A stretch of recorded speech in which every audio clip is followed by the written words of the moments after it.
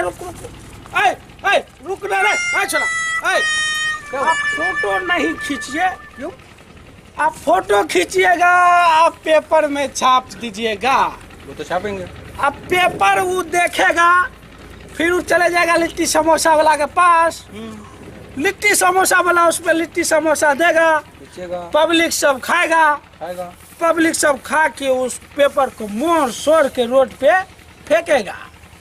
और बाद में कोनो कुतिया या कुत्ता साइड से आके उस पे सांस्कृतिक कार्यक्रम कर दे। ऐसा क्या? फिर तो नहीं खींचेंगे।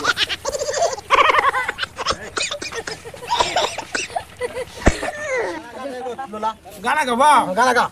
कभी जूता चुरा लिया, कभी चप्पल चुरा लिया, अंगना से क्या हमर तोहर हमरा बाबू के दुगो कच्चा चुरा लिया, सबटा चुरा लिया, बर्बाद कर दिया।